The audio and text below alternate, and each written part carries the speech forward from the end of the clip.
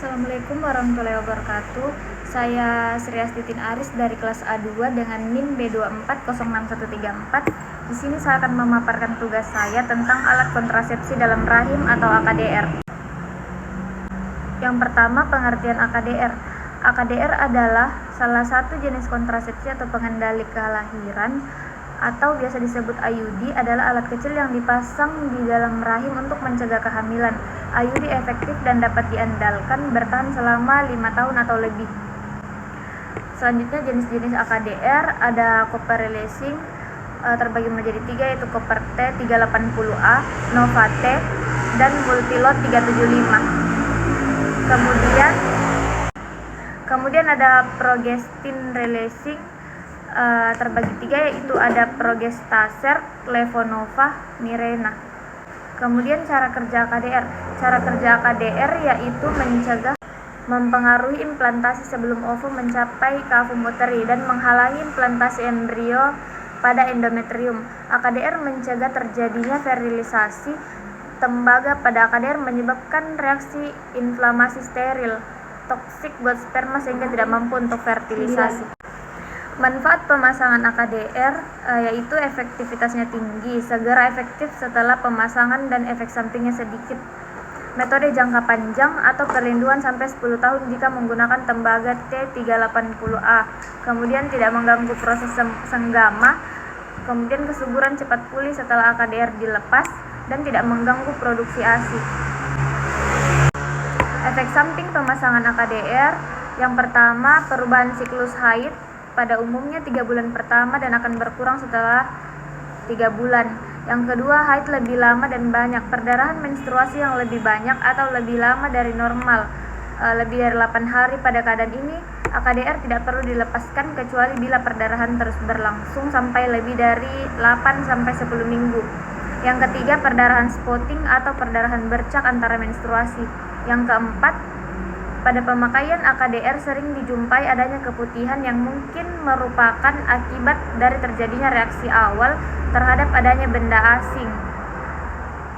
Yang kelima, saat haid lebih sedikit atau dysmenorrhea. Nyeri haid merupakan suatu rasa tidak enak di perut bawah sebelum dan selama menstruasi dan seringkali disertai rasa mual. Yang keenam, kadang-kadang suami dapat merasakan adanya benang IUD sewaktu bersenggama. Ini disebabkan oleh benang IUD yang keluar dari porsio uteri terlalu pendek atau terlalu panjang. Yang terakhir, ekspulsi atau pengeluaran sendiri. Ekspulsi IUD dapat terjadi untuk sebagian atau seluruh IUD. Indikasi pemasangan AKDR. Wanita pasca persalinan pervaginam atau pasca persalinan seksio sesaria dengan usia reproduksi dan paritas berapapun. Selanjutnya, pasca keguguran atau non-infeksi, masa menyusui atau laktasi, riwayat hamil ektopik, tidak memiliki riwayat keputihan purulen yang mengarah kepada infeksi menular seksual seperti gonore, chlamydia, dan cervicitis purulen. Selanjutnya, kontraindikasi pemasangan AKDR. Yang pertama, menderita anemia, penderita kanker atau infeksi traktus genitalis.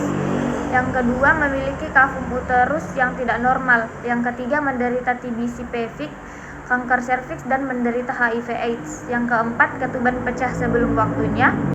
Yang terakhir, perdarahan postpartum. Waktu pemasangan AKDR.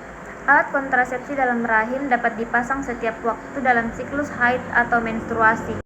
Yang dapat dipastikan klien tidak hamil dalam hari pertama sampai ke-7 siklus haid, segera setelah persalinan selama 48 jam pertama atau setelah 4 minggu pasca persalinan, segera setelah abortus atau segera atau dalam waktu 7 hari apabila tidak ada gejala infeksi, dan selama 1-5 hari setelah senggama yang tidak terlindungi. Selanjutnya, dapat dipasang segera setelah terminasi kehamilan atau evaluasi aborsi spontan, dan 6 minggu setelah persalinan pervaginam atau melalui seksio sesarea. Pemasangan AKDR pasca plasenta atau dalam 48 jam setelah melahirkan juga aman dan nyaman. Selanjutnya, dapat dipasangkan dalam masa interval yakni antara 2 haid.